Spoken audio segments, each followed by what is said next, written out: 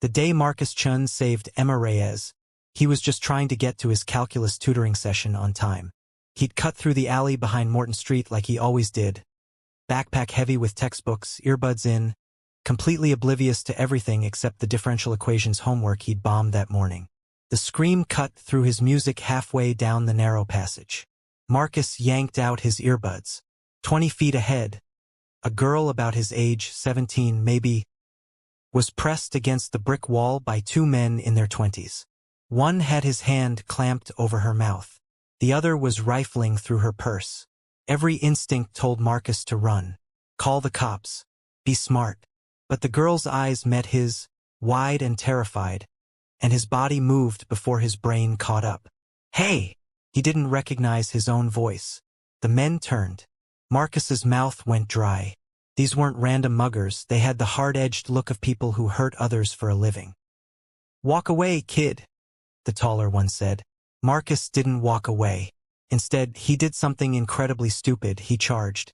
What happened next was a blur. Marcus had taken exactly 4 months of Brazilian jiu-jitsu before his mom decided they couldn't afford it. Somehow, muscle memory and pure adrenaline kicked in. When the first guy lunged at him, Marcus ducked under his swing and drove his shoulder into the man's midsection. They crashed into a stack of pallets. The second man came at him fast. Marcus took a hit to the ribs that knocked the wind out of him, but he managed to grab a garbage can lid and swing it like a shield. Metal connected with jaw. The man stumbled backward. "Run!" Marcus shouted to the girl. She didn't run. She pulled out her phone and started recording, backing toward the alley entrance while shouting their location into 911. The fight lasted maybe 30 seconds before sirens wailed in the distance and the two men fled. Marcus collapsed against the wall, ribs screaming, knuckles split and bleeding. "You okay?"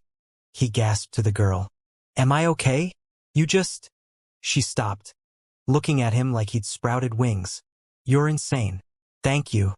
I'm Emma." "Marcus." He winced, touching his ribs. "I really need to get to calculus tutoring." Emma laughed, high and breathless. "You just fought off 2 grown men and you're worried about calculus?" The police came. Statements were given.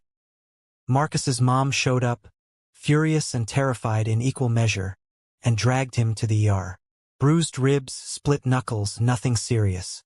The doctor called him lucky. His mom called him reckless. He figured that was the end of it. 3 days later, a man built like a freight train showed up at Marcus's apartment. He was maybe 50, with silver threaded through his black hair, pulled back in a ponytail. Tattoos crept up his neck. He wore a leather vest with patches that made Marcus's stomach drop. He'd seen enough crime documentaries to recognize the Hell's Angels logo. "You Marcus Chen?" The man's voice was gravelly, surprisingly soft. Marcus's mom appeared behind him instantly. "Who are you?" "Name's Carlos Reyes. I came to thank your son." His eyes never left Marcus. "He saved my niece 3 days ago." "Emma." The apartment went silent. "May I come in?" Carlos asked. "Just to talk." "I know what the vest means, Mrs. Chen. I'm not here to cause trouble. I'm here because your son did something most grown men wouldn't do. He put himself between my niece and danger. I want to shake his hand." Marcus's mom looked at him. He could see her calculating, weighing. Finally, she stepped aside. Carlos sat at their worn kitchen table. Up close, he was even more intimidating. Hands scarred and calloused, eyes that had seen things Marcus couldn't imagine. But when he talked about Emma, his whole face softened. "She's my brother's kid. He died 6 years ago. I've been looking after her since." Carlos pulled out a photograph.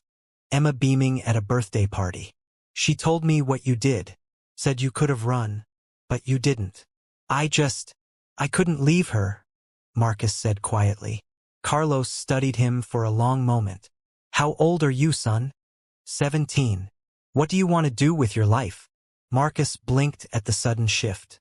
"I'm applying to colleges. Engineering, maybe. I don't know yet." "Smart kid. Good grades. Mostly A's. A few B's in English." Carlos nodded slowly. "My shop. I run a motorcycle repair business.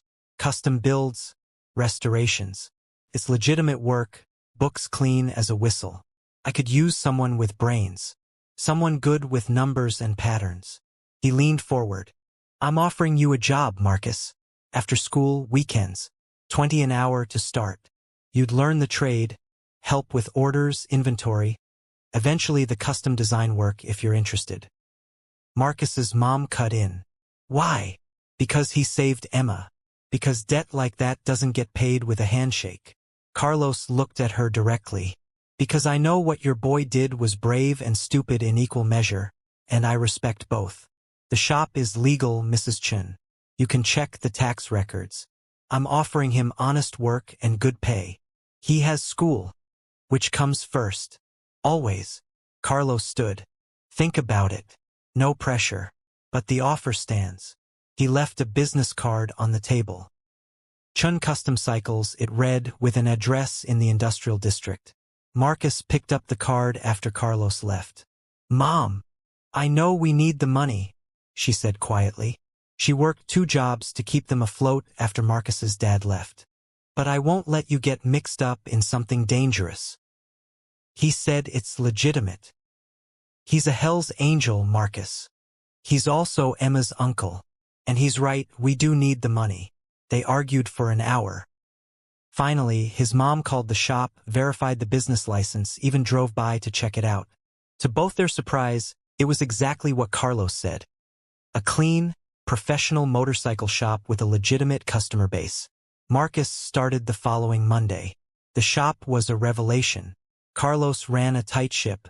The workspace was immaculate, tools organized with military precision. The crew, mostly guys in their 30s and 40s, some wearing MC patches, some not, treated Marcus with cautious respect once Carlos introduced him as the kid who saved Emma. Marcus learned fast. He'd always been good with his hands, and the work was satisfying in a way school never was. There was logic to engines, predictability. If you did things right, they worked. If you didn't, you figured out why and fixed it. Carlos turned out to be a demanding but patient teacher. He taught Marcus to read blueprints, understand torque specifications, appreciate the art of custom fabrication. Within a month, Marcus was helping with intake assessments. Within 2, he was doing basic repairs unsupervised. You've got the touch, Carlos told him one evening as they locked up. Most people, they force things. You listen to what the machine's telling you. Emma started hanging around the shop too. She was smart, funny, studying art at community college. She and Marcus became friends, real friends, not just connected by that moment in the alley. She'd sketch while he worked, sometimes designing custom paint jobs that Carlos actually used. You know my uncle never lets anyone close, she told Marcus one day. Not since my dad died. But he trusts you. I can tell. I just work here. No. Emma looked at him seriously. You're more than that now. He talks about you like, I don't know, family. Marcus didn't know what to do with that. The transformation happened gradually. Carlos started bringing Marcus to client meetings, high-end custom jobs worth tens of thousands. He'd introduce Marcus as his right hand, asking his opinion on design specs and timelines. The respect wasn't just for show.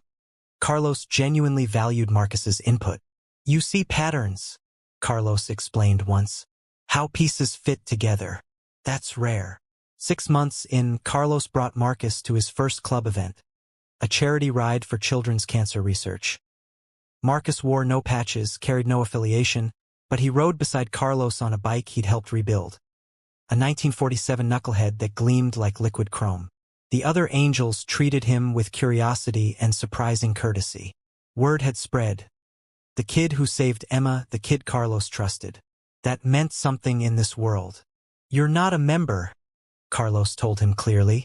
You're 17, you're in school, you've got a future that doesn't involve this life. But you're under my protection. Anyone messes with you, they mess with me. Understand. Marcus understood. By senior year, Marcus was managing the shop's entire scheduling system.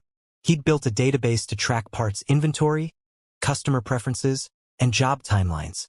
Profits increased by 30%. Carlos gave him a raise and a bonus, then insisted Marcus put it toward college applications. Engineering, right? Carlos asked. Mechanical. Maybe aerospace. Good. You're too smart to waste wrenching on bikes forever. No offense to present company. Carlos smiled. But you've always got a place here, Marcus. Always. The night Marcus got his acceptance letter to MIT, full scholarship plus financial aid, Carlos threw a party at the shop.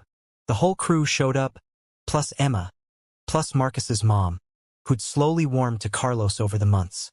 Carlos pulled Marcus aside as the celebration wound down. I'm proud of you, kid. Your dad should be here to see this, but since he's not, I want you to know I'm proud. Marcus's throat tightened. I wouldn't be here without you. The job, the money. You saved Emma, Carlos said simply. Everything after that? You earned it. Every dollar, every opportunity. You earned it by being smart, hardworking, and loyal. He gripped Marcus's shoulder. You're going to do amazing things, Marcus. And whenever you need anything, you call me. Because you're family now. That doesn't change, no matter where you go. Marcus went to MIT that fall. He called Carlos weekly, came home for holidays, and still worked the shop during summer breaks. The bond didn't fade. Years later, when Marcus designed a revolutionary lightweight motorcycle frame that won international engineering awards, he named it the Emma, after the girl in the alley, the moment that changed everything. And when Carlos finally retired and passed the shop to his nephew, he kept one title for himself: honorary grandfather to Marcus Chen's kids. Because some debts transcend payment. Some families are forged not in blood, but in the split-second choice to run toward danger instead of away from it. Marcus never regretted being late to calculus that day. Not once.